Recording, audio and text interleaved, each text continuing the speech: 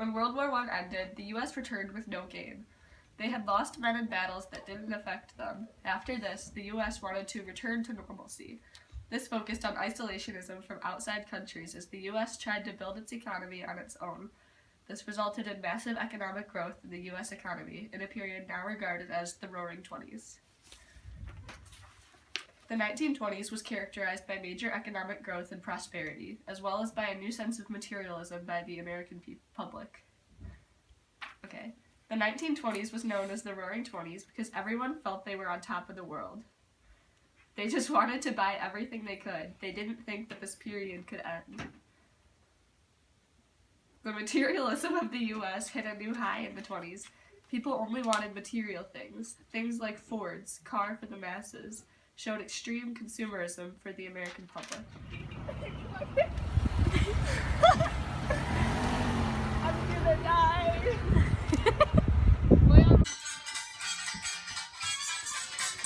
I'm eating it.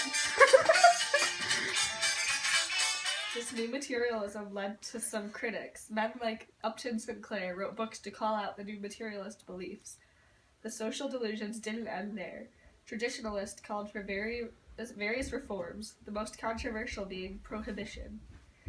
Prohibition was a failure, obviously. You couldn't take something like this away from people. This requires...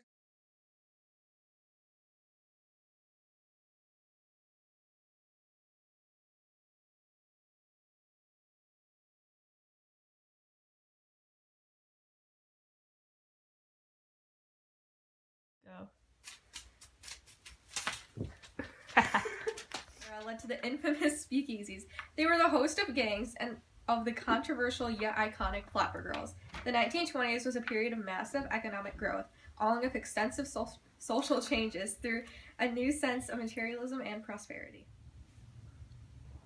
Oh, her face is on this side.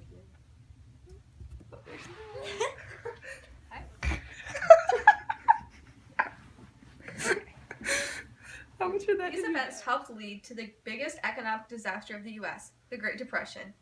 October 24th, 1929, Black Thursday. This event was a turning point in the U.S. economy. The country lost virtually everything. On October 24th, the Dow Jones Industrial Average dropped 50% as more than 13 million shares of stock were traded. The country was completely unprepared, so used to things like buying on the margin. The country was sent into an immediate panic. Herbert Hoover, however, remained unconcerned. To him, all the depressions had just fixed themselves. That's why he did, quote-unquote, too little too late.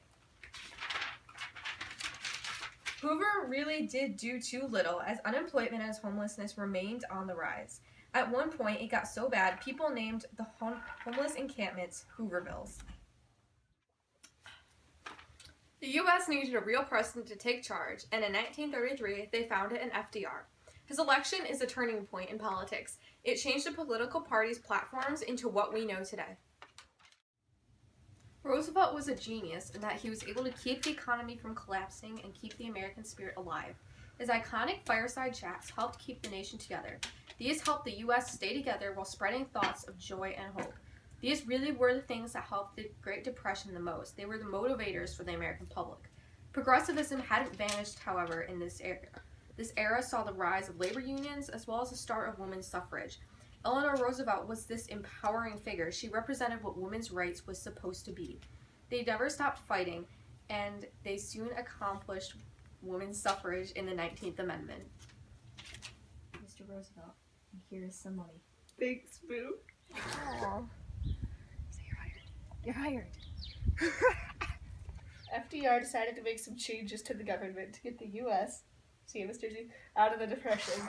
The first New Deal and the second New Deal is the majority of the Great Depression being fixed. The 3 R's, relief, recovery, and reform, is part of the New Deal's programs. Relief helped the everyday man by giving them money and helping them to survive for short periods of time. Recovery helped the economy to repair itself from the damage that had been done, and reform made projects to help the forgotten from their relief. Welfare states help financially troubled citizens by the government providing economic support. Banks are in a holiday. Good day. Even though the New Deal helped a lot of people, some were opponents of the New Deal. Liberal critics believed that the New Deal was doing too much for business, while conservative critics thought the federal government had too much power. Demagogues, on the other hand, thought there should be more immediate solution. The New Deal involved important programs. The top 5 are the Emergency Bank Act, which fixed corrupt banks, FERA, which inspects banks, FHA, which states to buy a house you only need to put 3% down on one house, the 21st Amendment, which repealed prohibition, and the NLRB, which protects getting jobs. No, we're doing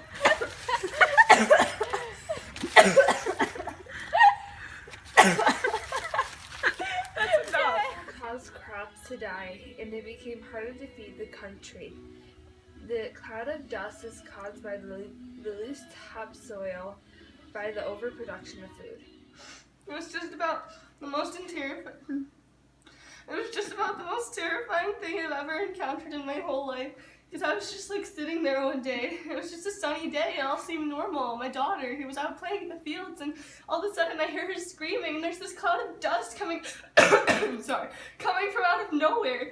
And I didn't even know what it was at first. It looks like a dust storm, but it wasn't like a dust storm. It was huge. And then my poor sweet little daughter here. Oh, my poor sweet daughter. She's sick now. She's a respiratory infection. She can't even breathe.